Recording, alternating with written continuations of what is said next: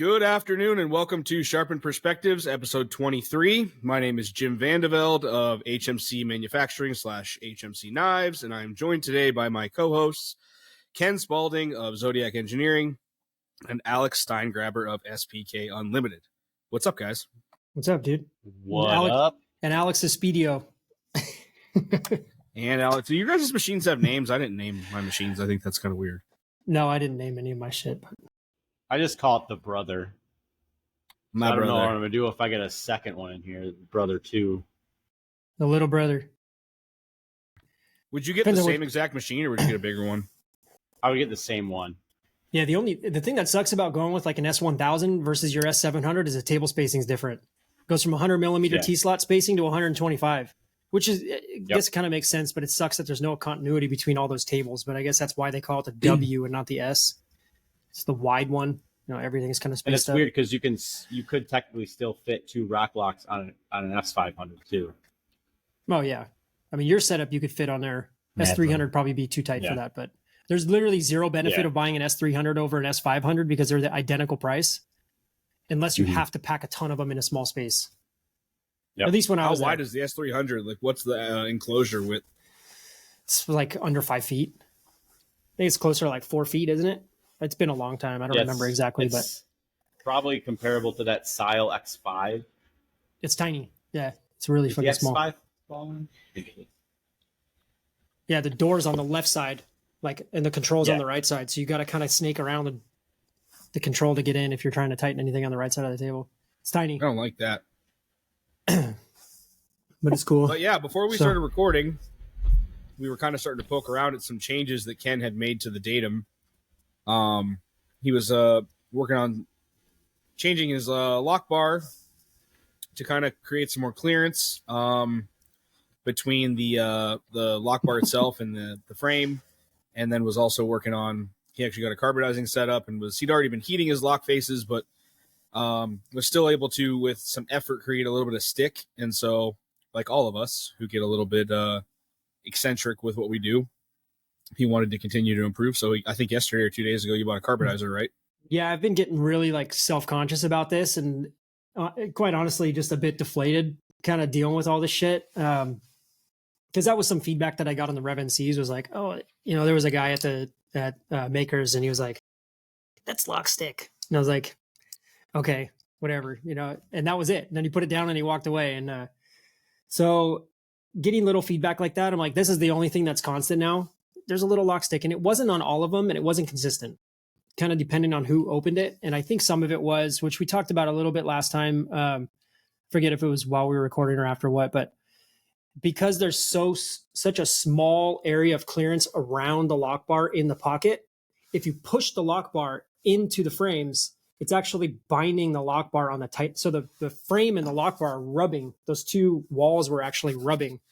So when the blade's in the locked position, it's basically wedging the tie against the tie. And I think some of that kind of stick is actually titanium on titanium, not just the lock bar sticking on the blade, on the lock face. So on these ones, I've gone back through and I got my belt grinder set up and I'm relieving some of the back of the lock bar for clearance there. But also a couple of days ago, I ordered a power supply, just a DC power supply and like a vibro engraver, and I've got, you know, plenty of old end mills and stuff I can stuff in there. So I carbonized this one, and I have there's literally no stick on this one at all under any type of normal use. So this is like right in the mic, you know, unlocking right now, and it's, you know, nothing really. So I think these are in good shape now. Now I just need to just finish making the blades, which they're already all pretty close. So I wanted to nail down this. You're pretty much still on track. Yeah. I mean, I said kind of middle of January to start shipping stuff, but I'm actually like super close now. Now that I got this lock stick kind of bullshit figured out, which I don't know why I never thought about, like, maybe I should just carbonize these things. I'm like, I'm heating the lock face. I'm doing this. The geometry is sound. Everything looks good. But I used to carbonize locks, you know, years ago when I was at the shop or when I had the shop. But it wasn't my power supply. And so I'm like, I just didn't even think about it because I don't have one. So I ended up finding one on Amazon that goes up to 120 volts. Even though I'm only using 50 for this, I'd like to be able to use that for doing, nice blue colors and shit on stuff if I ever need to. But Do you take that back right now? I'll send it back and only get one that can do 50 volts, and then I can't do any. There's only one voltage to go to, and it's 15. Yeah, do some bronze. Is it bronze? Yeah, it's like bronze. Bronze is tight. Maybe I'll just do some of those like this too. But I wanted to be able to, if I needed it for anything else, because I'm starting to get into a lot more of like some electronic stuff also, which are, it's only like 3.5, 3.7, and 5 volts, so I don't need anything really high. But I started building little cyber decks, and I've been doing a bunch of little shit. Like I got a Flipper Zero and some Meshtastic stuff that I'm working on. And so I want to have like a bunch of like electronic stuff too. So I wanted to just have this and not be handicapped later. Like, fuck, I wish I could throw more volts in this if I could. But you're a fucking dork, dude. Yeah. None of this stuff is ever going to require anything more than about 5 volts. So either way, it was more than I needed for any of this stuff. But it's nice to be able to have that ability for not much more money. It's like $105 bucks for the power supply. The one I sent you from Circuit Board Specialists or whatever that I got, shit, that was like 175. So the fact that you found it for that much cheaper, why not? There's really no downside. Yeah. And there are advantages to having it. You think about that carbonizer, that the commercially available one that I don't remember what it's called, Carbonize Pro or something. But that thing's like $300 or $350, and all it does is carbonize and it literally comes in the box with a vibrating engraving tool and like whatever the little, set voltage power supply is. You know what I mean? It's like, does it charge through the engraver? Or do you still have I don't know. Yeah, I was just curious if they actually did something fancy where the power actually runs through the engraver instead of having alligator clips or whatever. But it's nice. I could use this shit for anything, so I need to get a nice soldering iron. That's the next thing I want to get. I have a shitty little one that I used to use for stippling, but I want to get a nice one, whether it's a Weller or Paco or whatever. It's so quiet with your guys' mutes, your mic's mute. Sorry, I'm going on USA Knife Maker right now to try and find that the carbonizing unit just for the sake of reference. No, it's all good. Yeah, and I'll throw that stuff in the link too. I'll put the power supply in the resources notes and all that stuff too. So, but yeah, I'm going through the blade stuff. I got to tighten up the detent slot. This was the first one, and there's no play in it, but I'd like to have the detent pull a little harder into the slot. So I need to or into the closed position. So I just need to tighten up that slot a little bit more, because the lock bars, as they engage in that detent slot, they do tend to kind of pull away. They pull the lock bar out from the frame a little bit, just the way that the spring and everything's working. Still grabbing it and pulling the blade against the stop pin, but I want it to be able to pull a little bit harder, or have essentially a little bit more preload on it. But I'm going to keep this one. Finally keeping a knife for myself. And this one was kind of all like not setup pieces, but ones that I guess it was kind of a setup piece, at least for the blade. Everything else is really good on it though. I have another one though, so I got to down the road you can drop a blade into it and sell it later. Oh yeah, it should be no big deal. And even I have extra blades, so we'll see. If I get to the end and I'm like, fuck, I do want to sell another one, I have 5 extra blades. Well, I have 4 because I fucked one of them up like pretty bad. Whoopsies. I cracked it. Yeah, no, this is called the Tongue Carb by Tongue BB Carb? Carbonizer on USA Knife Maker. It's $360, and it's literally a little box and an alligator clip. Tiny. Yeah. And if you look at the description, this is a low-cost carbonizer. Bebe Manufacturing. So only one left in stock. Cool. Low cost, but it's 3x of what I paid for my setup, and it's way more versatile. Yeah, it was $105 for my power supply. Anodize. Yeah, mine was $105, I think, from Amazon. I got it next day, and I ordered it like 2 nights ago, and it came the next morning. And then I got the Vibro engraver. That was like $15. And then the power supply came with the alligator clips and everything. The engraver even comes with a piece of carbide in it. So I did not know that. I put a nice end mill in it instead. But do you sharpen your end mill at all? Do you put any kind of point, or you just deposit whatever corner is like kind of a fresh corner? Whatever corner is there, man. I just rotate it around as I'm doing it. Yeah. And you just go essentially until the sparking stops or gets minimal.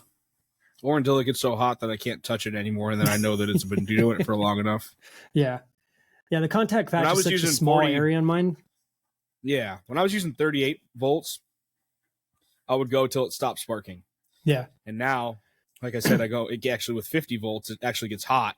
And it's still sparking at that time, but I'm like, okay, there's got to be enough on here. If we're laying it down like this with the higher voltage, it's probably building up faster. Yeah, it's definitely building up. I mean, it's depositing the carbon because I know there's a flat spot on that end mill, and I went through a couple different lock bars. I went through just some scrap titanium stuff too, just to kind of get it all set up. But yeah, I'm feeling so a lot are you more... going to recall, like bring back the Rev NCs to fix the lock stick if it exists for people, or is it just like, if they contact you, you can say send it back, but you're not going to reach out to everybody? I was going to post in the Facebook group, like, hey, this is what I'm doing. This works. I want to get through a few of these. Because in my experience too, there's a lot of people that talk about, I carbonize lock faces to build them back up a little bit because there's over travel on them. It doesn't fucking do that. In my experience, it makes them go further. So my concern is that if I do recall any, I'll be able to get rid of the stick. And the lockups on all of the ones that I shipped are still very early. They don't slip or anything, but I'm concerned that if I carbonize too much, that the lock bars are going to go too far. And I don't know if I have any more lock bars for Rev NCs because they changed. So the Rev A's they're not going to fit in a Rev NC. And I would hate to fuck one up and then have to make one lock bar for some dude. But I'm going to post once I get all this stuff done, I need to update the Facebook group more often. I do most of my updates in the Discord.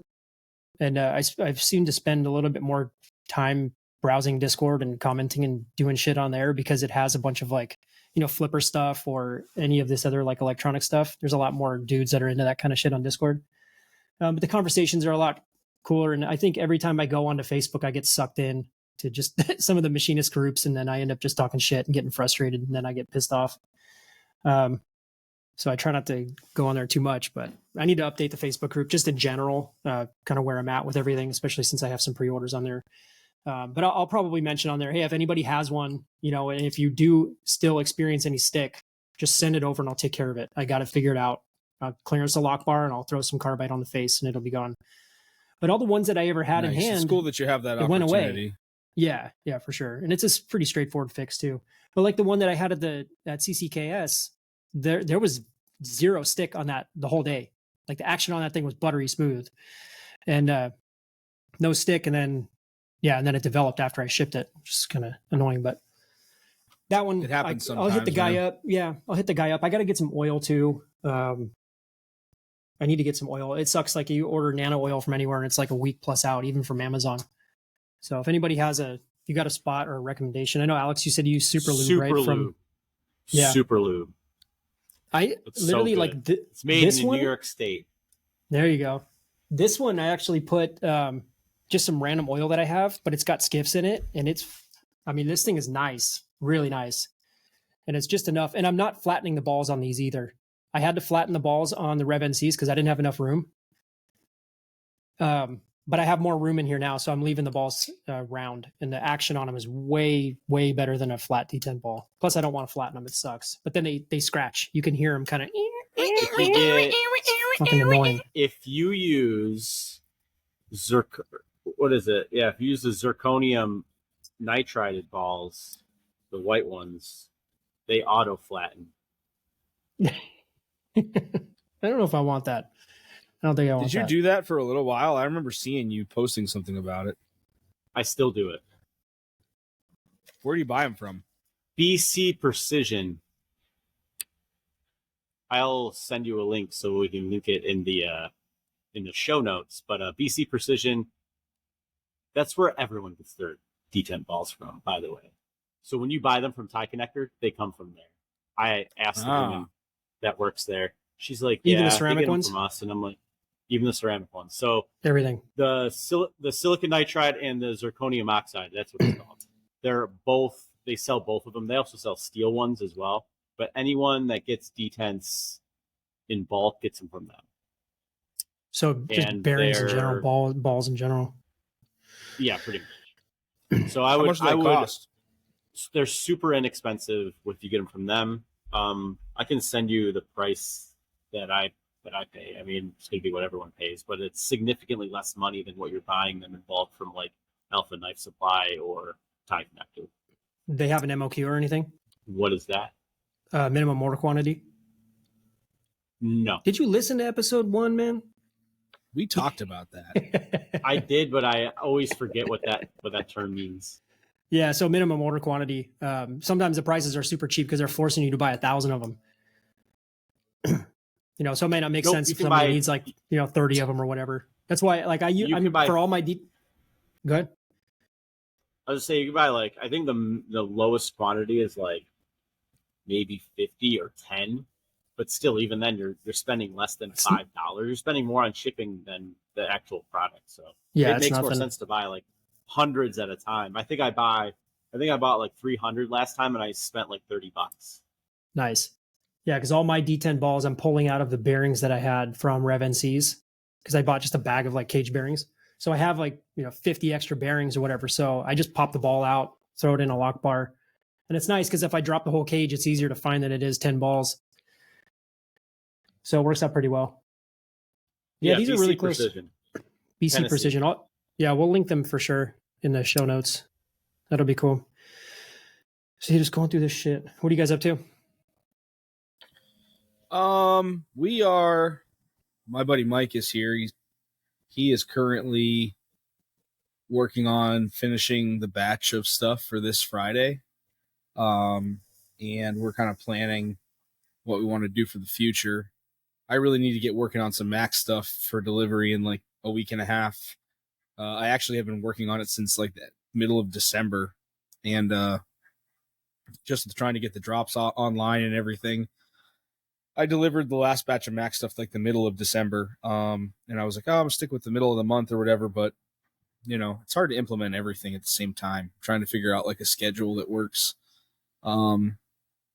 So I have enough parts made for drop knives for honestly a month. I've kind of taken the last 2 weeks and just made a bunch of shit with Mike being here, and he's just been working on assembly and finishing and stuff.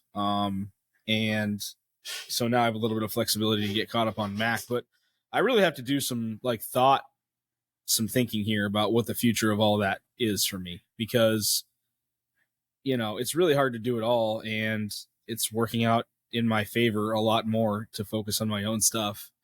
And a lot of these Mac projects are done or close to done, halfway done at least. A couple of them are still early, but yeah, I don't really know what to do. See this stuff through, or part of me on some days is buy the project out. Hey, here's your startup money back. You know what I mean? Here's your part. I have your parts or whatever.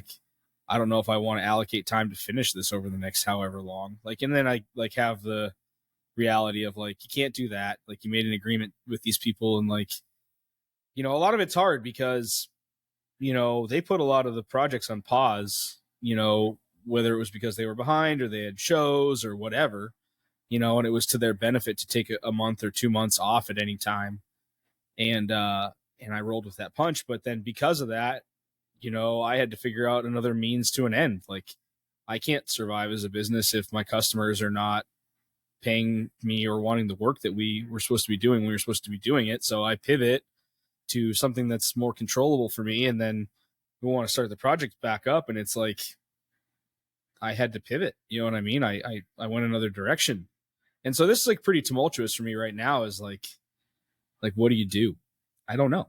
I'm in between a rock and a hard place. And then you get a couple of guys that, whether they need the knives or not, they're paying you for them. And those are the guys you don't want to dick over, because they were good to you the whole time. And so, I don't know what to do. But yeah, so that's my big thing right now is, okay, we're just going to try and have the business build up a little bit of cash so that we can make some decisions based on that, or get far enough ahead to where I can do Mac stuff for a month or two without having to make transient parts as much, and just kind of ride on what I have made. I'm having a hard time figuring out how to schedule my time with regard to that. Yeah, it's tough too, because all those customers they're friends too. They're all friends for sure. And that does make it makes it easier, because you can have the conversation. What would you dude, what would you do if you were in my shoes? You know what I mean? I built the whole project, the idea of all the projects around, well, if I have 5 or 6 customers and any 1 or 2 guys like blows me off. Like I can survive the month. But when you have like 3 or 4 guys, like either taking a break or extended break or whatever, and it's like, okay, so either I take on more projects or we go somewhere else. And like, you know, the system, it's like the Titanic, you know what I mean? It's like you only have so many lifeboats, you know, and there was a period in time there where I was out of fucking lifeboats, you know what I mean? And I'm like, how am I going to pay my bills this month? Like, I feel like a debt collector trying to get people to pay me. I know they're behind and stuff, but like, what do you do? You know? And I was not liking how it was making me feel. And I realized then that I wanted to like regain control of my own destiny with this. And one part is like some of the guys see through, but it doesn't, you know, take up as much of my time on a weekly basis or a monthly basis. Might start there. I'm not really sure. Yeah, there's a lot of directions on that. Is your sorry, I was listening to the whole thing. Is your audio messed up on yours? I mean, I'm having a hard time. You when you talk, it's all it's real stuttery. That's how yours is right now. You're getting super high. I'm gonna log out real quick and log back in. See if it's mine. Alex, do I sound normal to you or do I sound stuttery? Sound normal. It sounds stuttery. Yeah, it must be Ken. All right, maybe it's mine. I'm gonna leave. Keep going. Yeah, so you know that's kind of the one place that I'm at. The other thing now is I have my buddy here. You know, we don't have like set hours that he's here. You know, it's not like, oh, you're working 30 hours a week or anything, but like he comes here every day and works on whatever we have ready for him to work on. And so have to now think about like his needs because like he's become a pretty integral part of like the success of these weekly drops, right? Like I'm pretty much machining everything and, you know, he's pretty much taking it from there. And like I kind of after a lot of work, walked him through all of my processes from machine parts to finish knives, and like he's got it dialed. And so, you know, I realized that if I don't support his needs, then, you know, what's the incentive to stay around? You know what I mean? We have to find a common ground here, which is like we have something that's working well right now, and I don't want to torpedo it. So yeah, it's tough, man. I have like a big heart too, you know, like I'm not like some cold-hearted person that's just like trim the fat, you know, fuck them, put them in the rear view. No, like I'm thinking about a lot of these things as we're, you know, a lot of these projects were the reason why I was able to even go full time working for myself, you know, taking on these job shop style jobs. And so I don't forget that, you know what I mean? I wouldn't be able to be pursuing my own stuff without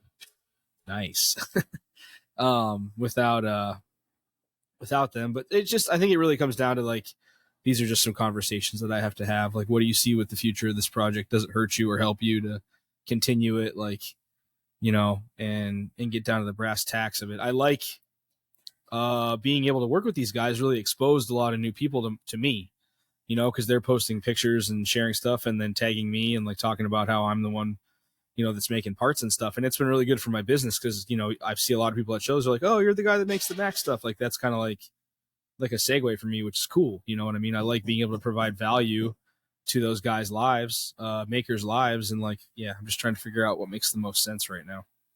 Some of those guys might actually be relieved if you tell them too, though. Like, fuck, I felt obligated to keep going with you. Like, this is actually a relief.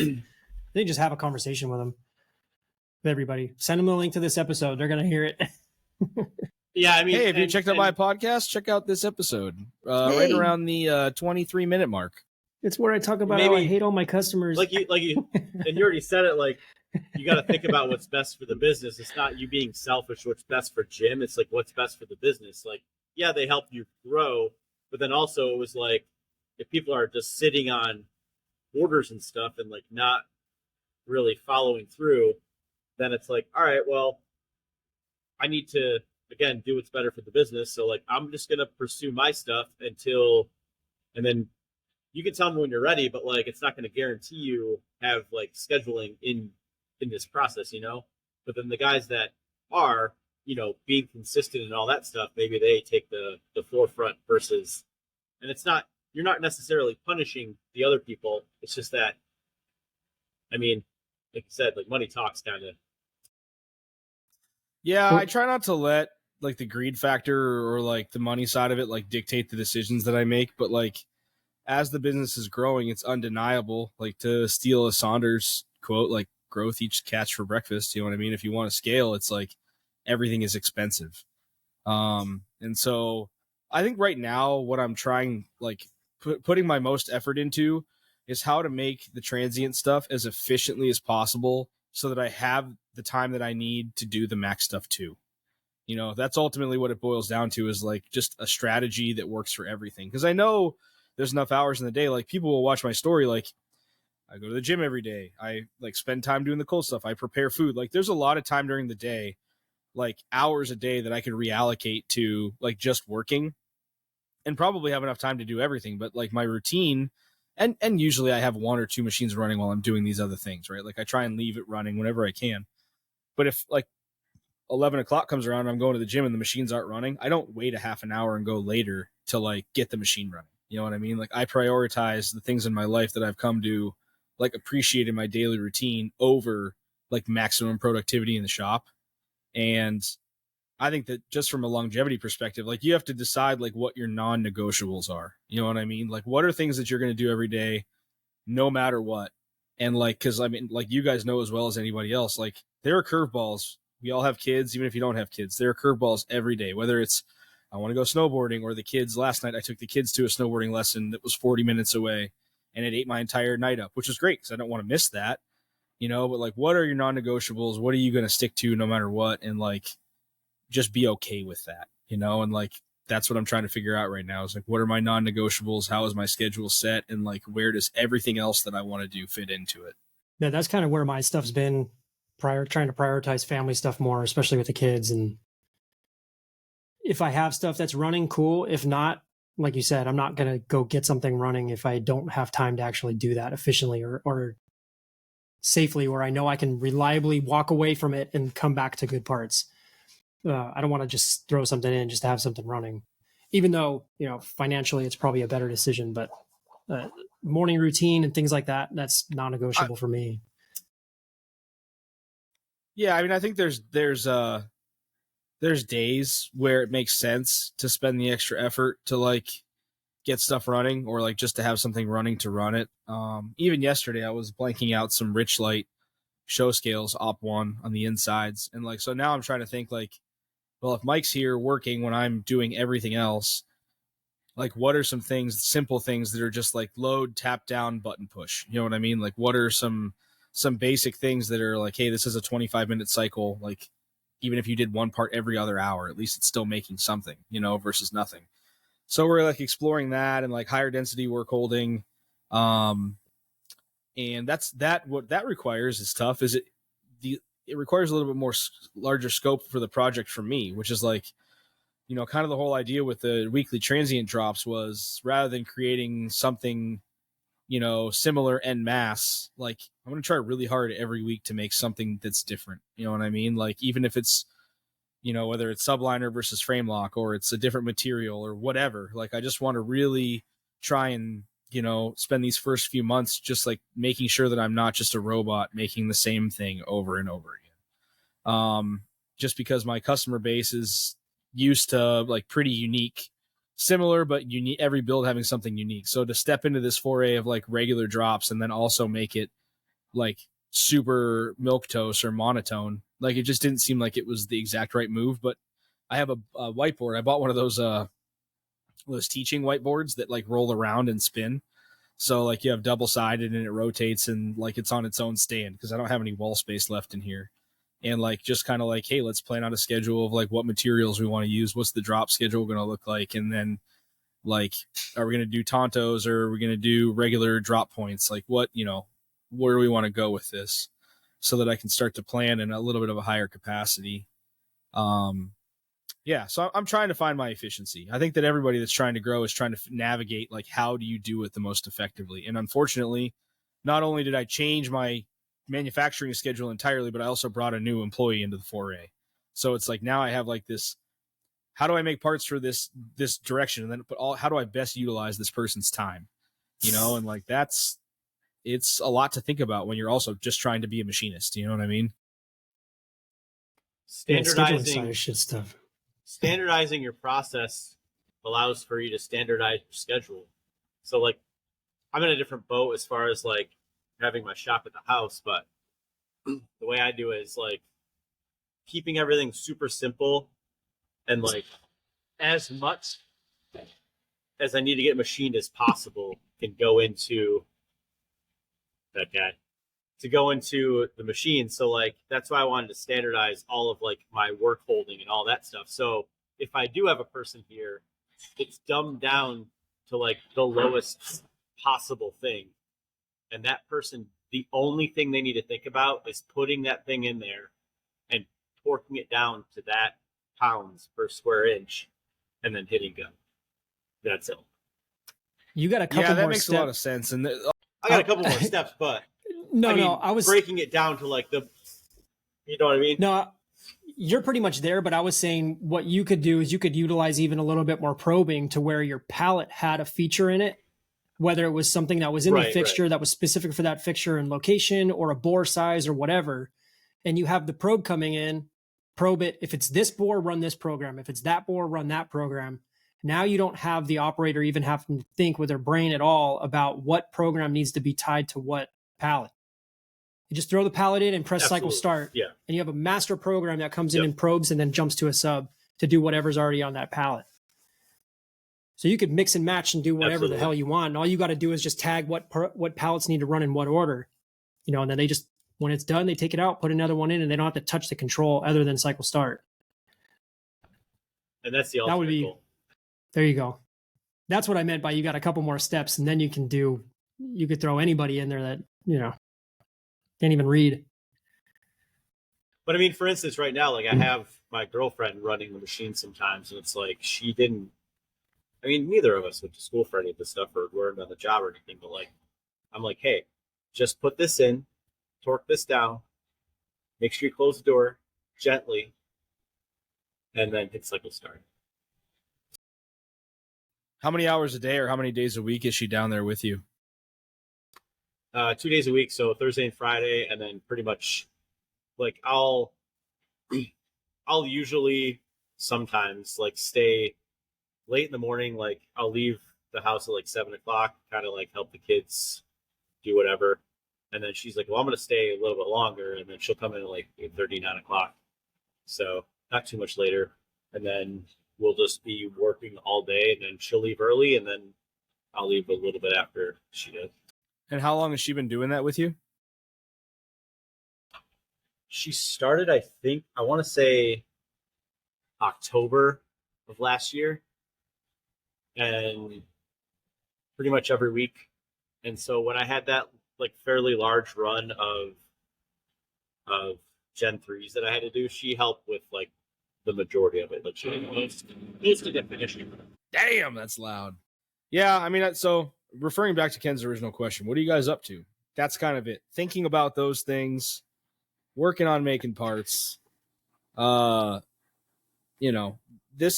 kind of actually this year is different in a lot of ways too, because like for the first time ever, we just finalized like a family vacation. We've literally like not ever taken one of those. I just booked an Airbnb in Florida the first week of April, and we're driving 16 hours down for a week with like 3 of my very good friends and their families. So there's going to be like 20 of us staying together. And like the only vacations I've ever done like that with my family were like family vacations with like my actual physical family, my mom and my dad and my grandpa and aunts and uncles and all their family. Every other year we do something, we go somewhere, but I've never packed my family up with other people and like, just gone somewhere. So we're trying to like, my kids are getting older, and like I realized a lot of stuff that I missed, and like I want to make sure that,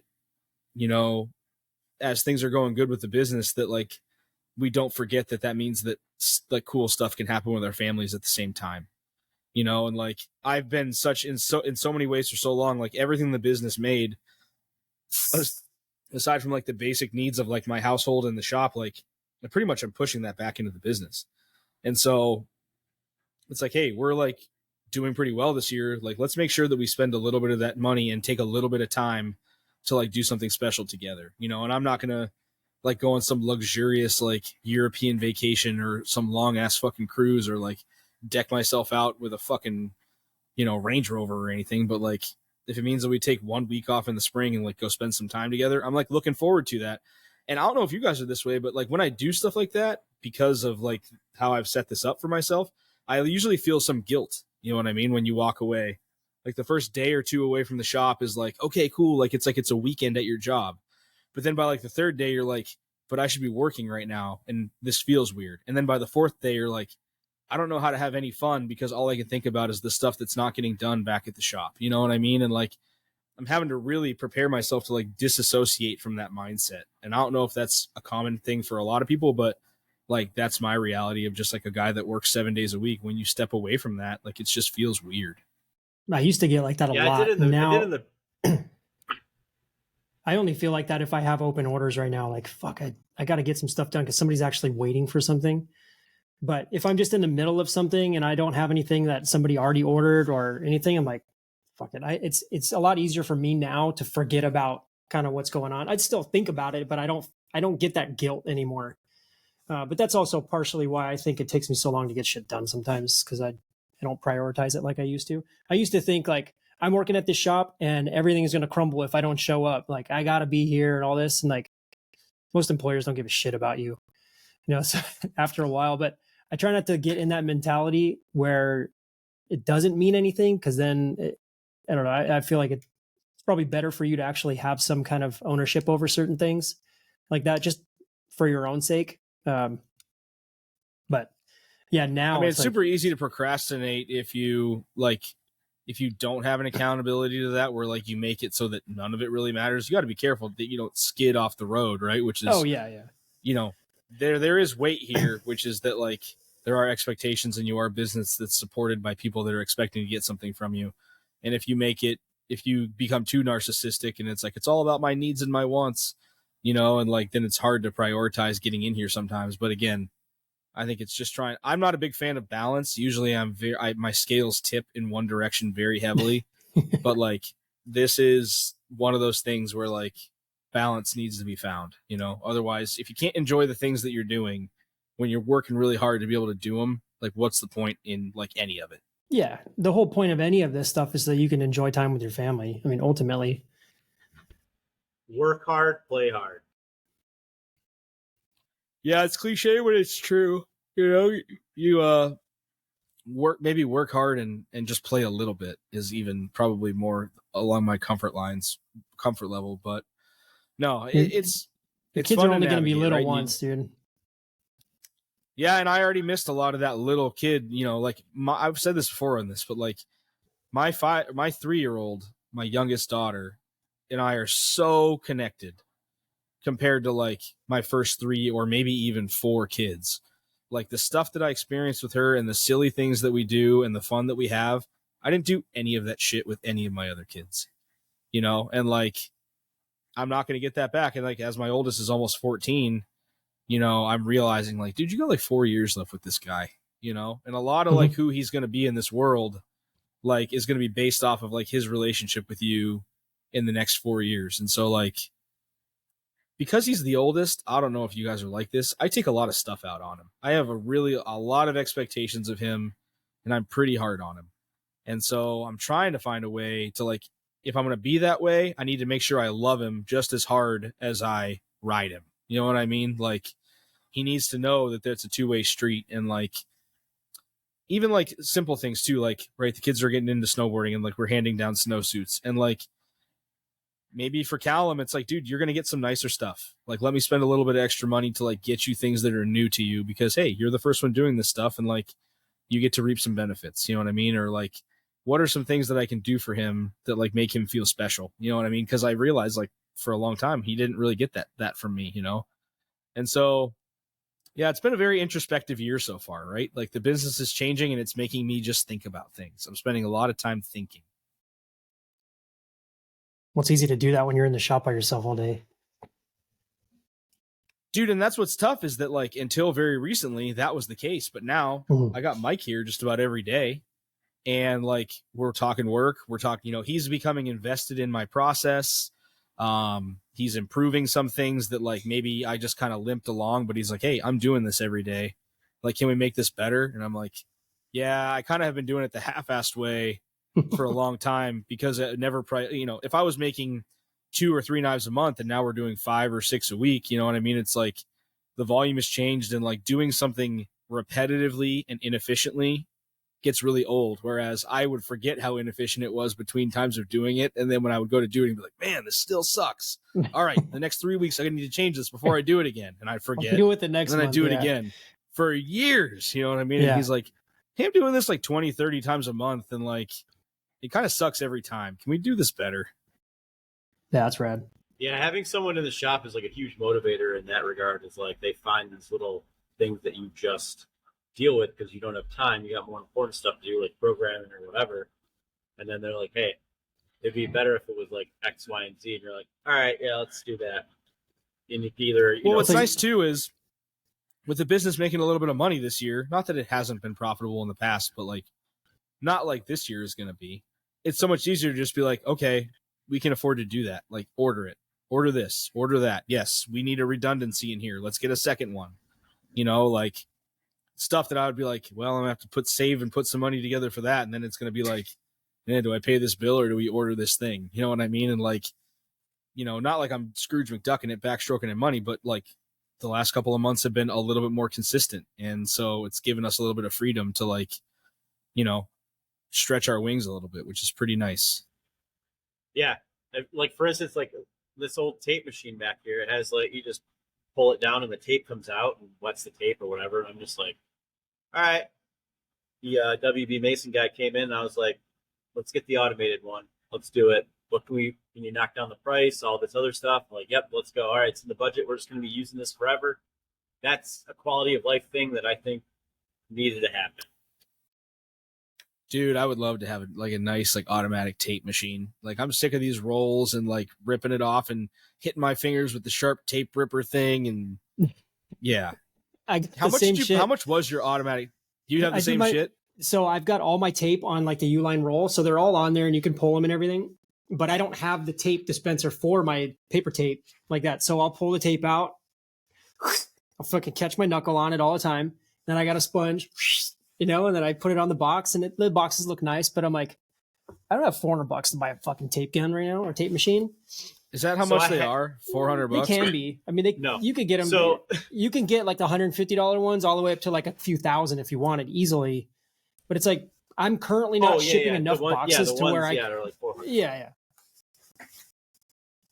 No, but the auto ones are. So like I started out with the one that you just pull and it like wets the tape and then good to go. But I did start with a sponge and then upgrade it to the next one. And then when I moved into this shop, my landlord had this one with the you got that old green one, right? And I was like, yeah. So I thought that was an upgrade, and then I was like, we're really upgrading to the automatic one. It's gonna happen because we use it all the time, and it's just those quality of life things that you, like you said, you could fund. And which one did you get? Life better. Do you know which model it is that you got? Yeah, you, Alex, center of mass. I don't have one, dude. I just told you. I want to know because I want to look it up and I want to order it because Uline has a bunch. There's like one main company that makes and sells all of them. What the fuck is that place? We'll put that. So if we're talking WB Mason, it's the Better Pack 555 ES electric water activated tape dispenser. Yep. Yeah, Better Pack is the company I was thinking of. The list price on there is not what I got it for because I talked to the sales guy and I got a 10% discount. Nice. I'm trying to find it here. Better Pack 555 ES. Yes. Yeah, it's like $1,300 on Uline. Total pack, it's $1,440. Where are you looking? I'm on WB Mason. It's like significantly cheaper. This is Uline, so it's super expensive, but oh yeah, WB Mason recently is going on a rampage against Uline, so they're just dropping the prices significantly. And I paid under list price for this thing. Sweet. See, I can't even when I go on WB Mason's website and I type that in, it doesn't even fucking show up. I have the item number. It's BE. Hey, there it is. In the catalog, it's actually $11.94, and then I got it for less than that. Plus, 10%. Would you get it? You got it for like $950 or something? Yeah, essentially, like the total came up to the total price of the actual electronic thing, but I bought a bunch of other stuff, so I basically got all the other stuff for free and only paid for. Ooh, very nice. Holds 1,000-foot rolls. Includes top heater for quick and strong adhesion. All right, well, I'm not going to go that bougie, but that's cool to know that is like the one they give you when you walk through the gates of heaven. I want the one that when you're hanging out in purgatory, they give you. You get the lever. Few $100. Yeah, the lever. Yeah. As long as it like is if it's self lubricating, you know, I don't mind the lever. Can you set the length that you want it to be? Yeah. There's a little knob. You set it, and it's like 12 inches, and it chops it at, you know, whatever, 15 inches or whatever. So you got some overhang or. And that's that like cardboardy paper tape that everybody has on their stuff. It's the best. Can you get that with your logo on it? Yeah. Ooh, that's a nice touch. You can do that, but do you really want HMC knives all over your packages? Stealing your package. Yeah. That's I think Alex just mumbled through his thing that it opens you up for thieves stealing your shit. Yeah, I think I would just want mine to say fragile or something like that. Very cool. Well, I went in detail and talked about, you know, a couch therapy session of like everything that's going on in my life. Do you guys have anything special going on this week, or is it kind of just status quo? Kind of status quo for me for most shit. Alex's shit. He's just giving thumbs up because his shit's so loud right now. He's like, I'm not even going to talk.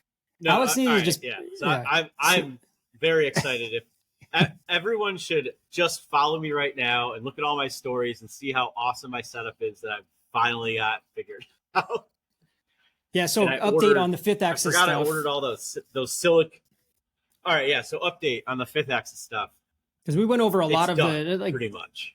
First half of last episode was basically just like, what the fuck is going on? I have no idea. And then literally right after we hit stop recording, Jim jumped off, and then Alex and I were talking about it for a little bit. I'm like, go try this shit. All right, that solved all the problems. Yeah, so it's just because shit's made out of aluminum and it moves. So Jim nailed it, and then Ken was just like, yeah, just probe everything. Stop being a douche. And I was like, all right, let me figure this out. So I finally figured out how to probe each thing before it. Like, so it goes in, you hit cycle start, it goes down and probes, and then picks up that work coordinate system, and then everything's perfect every time. So essentially got all that stuff figured out, and then all my pallets are made for the Op 1 stuff, and now we're running parts, and they're coming out perfect, and I couldn't be happier. And it's so much easier to change things out. So yeah, the next step is to make Op 2 stuff, and then blade stuff, and then go from there. You have all the pallets made though, right? Like the blanks. So you just have to go through and design and manufacture them. But you have all the stock ready to go. Yep. Everything's ready to go. Yeah, bottom sides are so done. Is that something you want to figure out before you? Oh yeah, your bottom sides are done. You have your pull studs and everything in. But is that something you're trying to figure out before you start like making your next batch of stuff? Like, do you want to make the entire next batch on your new work holding, or are you going to use? Oh wait, you took your orange vices out, so you don't have a choice. You have to make that stuff if you want to make those parts. See, like that's a bad and good thing. I can fall back on my redundant stuff that I've always used. You're like, nope, this is out of here. You're not making another backspacer or frame op 2 until you make these fixtures. Exactly. And that's why I forced myself to get one of those fifth axis vices as well. Slap that in, then I have to machine everything there. I mean, I could have left an orange vice in there and machined everything and just done it off with one, but like, I'm going to pull the training wheels off. And hated your life. I need to get it done. Yeah, I need to get it done. I don't know. I think about that sometimes. I very rarely use more than one vice in the VF2. I have the subplate with 3 vices in it. But very rarely do I actually have a program where I'm running all 3 vices. Usually it's just so I can have 3 jobs set up at once and just switch in between them. So I was like, man, maybe I'll ditch the subplate and like just throw like a regular vice, you know, in that machine just to have it. Like, it's not like that all that often that I need one, but you know, to have it on the fly to make, you know, certain things that I need to make them would be very convenient. Well, if you have that on the table too, though, then you can stick your little delta right inside the big vise too. You don't need a pull stud. You know, that's like kind of ultimate quick change. And that was kind of part of the reason with going with these too, is there's so much throat on them. so much like opening and why it's like I can stick small vices in there, or I can stick pallets inside there, or whatever. Makes it super easy. I guess I didn't think about I've that. literally I very never taken rarely these like vices stack out. work holding. Yeah, mine have been in here for like a year and a half now, really, and I've never moved them. Just put them in, and I wonder what the table looks like underneath them. I don't know. It's probably nice. I threw some bow shield on the bottom of it. I spray chrome moly lube on my table before I put stuff there. I use the bow shield. But when you let your coolant get a little bit, oh nice. Yeah, my coolant's fucking like 4% right now. McMaster. Oh, yeah, it was like $97 for that can. No, I think it was like $9. That's pretty lean, dude. 4.5% is pretty lean. I'm out of coolant. I gotta order some, dude. Well, that's normally what I'm at right now, but I ran out and I'm only fucking hard milling right now with no coolant anyway. So I'm like, I'm gonna wait till I get through all this shit before I buy another fucking $250 5-gallon pail. So real ones know that if you let your 100% coolant get down to 50%, the concentration gets twice as much. Yeah, that's true. Just evaporate some of this water. Just keep it hovering. You just leave the low coolant alarm on. Oh yeah, I have it in both machines right now because my water line out to the shop is frozen. Fuck. Like where it comes through my floor, like I don't have water out here right now. So it's either huff 5-gallon buckets, like 250 feet from my kitchen, scoop them from to the fill pool. my coolant up. Or I grabbed a 5-gallon bucket out of my fucking ice bath trough the other day because the machine was so low. But it's fucking 5 degrees outside, dude. Like, fuck that. I don't want to huff like 30 gallons of water out here. I mean, I need to, but like, pretty soon you're going to see me grabbing like little 12-ounce bottles of water that I drink out here and just dumping them into my fucking coolant tank to keep it. Yeah, it's bad. I mean, we haven't had a thaw. I'm going to have to, when it thaws, I'm going to get that roofing. Like, well, Ken wouldn't have seen this, but they make like a heat tape that goes on your roof and it drapes from your roof into your gutters, and you do it like, up and down. And so when your gutters ice dam, because like, well, you wouldn't know this either, Ken, but like when you get melt and then the water is in your gutter and it freezes, your gutters fill up with ice, and then that ice continues to back up your roof. And then if you don't have like the right pitch or a single shingle, the ice dam can get the water up under your roof, and if you don't have ice guard, then you can get water inside your house. No, fuck. So you put this heat tape that goes from your roof into your gutter, and it just like stays warm, and it creates these little channels for the water to run down into your gutter. And then you run that one down through your gutter and your downspout, so the water can always at least run along that wire and get down out of your whatever. I'm going to wrap a bunch of that along, cram it down into the tube that comes out of the ground from my trench for my water, and see if I can create enough heat in there to keep that from freezing. Because I went to turn it on the other day and it was just like nothing. I'm like, what the fuck? Did the water main break or something?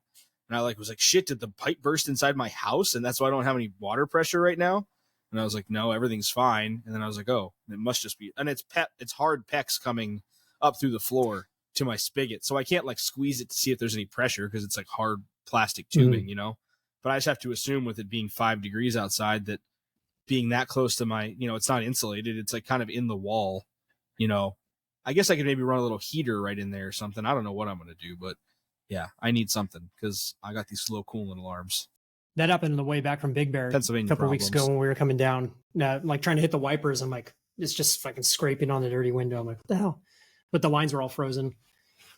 So that's my problem. Yeah, you probably got a little bit of ice or something on your outlet because like technically windshield washer fluid shouldn't be able to freeze because it's like damn near got antifreeze in it. But yeah, something was frozen though for sure. And then once we got back into town, then it started working again once it was warmed up. But yeah, weird. Yeah, we don't have that luxury of changing elevation and defrosting. It's just is what it is. We're in the tundra zone right now. Yeah, it's just 9 degrees all the time. Nice. Dude, for the last like 3 days, I don't think we've gotten above single digits. Shit. We haven't. Yeah, I'm out here right now. I don't know. Next week it's supposed to be 50 and like raining 50. though. Yeah, that's what's weird though. That's like Eastern United States it's 5 right now, but literally next Wednesday it's going to be 47 and raining. It's wild. Yeah, not far from where we were at. It was like 17 when we left. Fucking compressor. I'm surprised you didn't die, dude. Yeah, it wasn't too bad. Anyways, well, we just rolled over the 1 hour mark, and like the rest of you, we got to get back to work. So did you guys have anything else you wanted to touch on before we wrap this up for the week? Not really. I just kind of bullshit and catch up a little bit today. Cool. No, this is going to be a good week. I think we're going to finish strong here. My drop is going to be, I'm doing some subliners and some frame locks for Friday just because I didn't have enough subliners. I was stupid and I programmed it dumb. And then I ran it wrong for like 5 different colors of rich light where I had 4 sheets. I just cut a couple 5x12 slabs and I cut them into 5x6 pieces. And I just cut, a lock side and a show side out of each piece. And then I had room for 1 more. And I just did 4 more show sides instead of 2 lock sides and 2 show sides. So now I just had a bunch of show sides and then 4 pairs. I'm like, shit, I can't hit my 5 number for the week. So I end up doing a couple of frame locks with a rich light show side. And then I did a few subliners with full rich light frames so that they kind of match. So, this week I'm doing these redstone, which is pretty interesting. It's like a maroony, crimson-y color, which is pretty fucking sweet. Dude, those look sick. Dude, they're sweet. I did the subliners are like a textured look. And then the frame locks have a smooth rich light. What do you got there? Your screen's all you got a holster for your drill? Did you print that? Nice. Oh, magnets go in there too? You're blurry. I can kind of read your lips. You got to turn your mic back. You got to turn your mic back on, dude. He can't. I keep on forgetting. Sorry. Yes. It's a holster for my drill, and I'm going to slap a magnet on the back and use it on my machine. And I'm going to just talk for like 30 minutes. I thought he was like intentionally miming. And it fits the Milwaukee fuel drill. So nice, are you using that for your pallets? You have to send me your model. No, I'm not using it for my pallets. I just need something near the machine just in case. So when I do the op2s, I have a drill right next to the machine and I can pull the mini pallets on. Nice. You'll have to send me the model for that when I actually get my printer up and running sometime next year. You're slacking. I know, man. We've been so busy. It's hard, man. Tell that kid to set it up. Maybe this weekend. Have your buddy do it. Yeah. You could have been doing that while we were recording. It's stupid easy to set up. It takes like put it on the seconds. whiteboard. Just get that shit on the whiteboard. We're gonna have so much silence to cut out of this episode. It makes me realize how much. It makes me realize how much I pay attention when you guys aren't talking, and then backfill it with like babble, as like when I have to like when I'm like typing something and I'm also muted and I can't just talk and I'm like shit, I got to click over to hit the button, and then you guys are just like. I'm like shit. All right, I need to stay focused here because I'm gotten too used to like queuing up the next thing that we're going to talk about. Oh, it's all good. That's cool. I didn't even know that they had that feature on there for the muting the mic and stuff. I'm curious how it's going to sound once it's all recorded and edited and everything. Yeah, I feel like it's going to be cleaner. Yeah, it might. Well, you haven't. It's like you haven't, and then we both have. And I think aside from like 2 or 3 instances for just like a second, like we really haven't talked over each other too much, which, sometimes I'll re-listen to an episode and I'll be like, man, we really fucking like none of us were going to stop talking. We were all fucking talking until the other one stopped. Like, I want to say what I'm going to say. You're just waiting to say something while you're on it. And then you transition into something else. Like, damn it, lost my chance. Honestly, when you have to actively hit this button, I have to decide whether what I want to say like actually is worth saying, or if it's just me responding to what you're saying. It like has kind of been nice. I need one of those in the house. Yeah, it's really helpful for me. Yeah, no. Anyways, thanks everybody for tuning in this week. This is another cool BS session where I think we hit on some pertinent topics, some updates for the Datum. Alex is really chugging through his new work holding processes. I'm overhauling my entire existence within the shop. We talked a little bit about family life, blah, blah, blah. All things that we enjoy. We're halfway through January, the first month of 2024. It's hard to believe that the time is ripping off like it is. Spring will be here before we know it. So if you are in one of the states that's being affected by the extreme cold of the polar vortex dipping into the United States, please stay warm and safe. We're going to keep on chugging along, making what we make and doing what we do. And yeah, guys, I'm looking very much forward to catching up with you next week. Cool. Sounds good, dude. Same here, man. All right, guys, have you a good week, and I will talk to you soon. Take care. Later.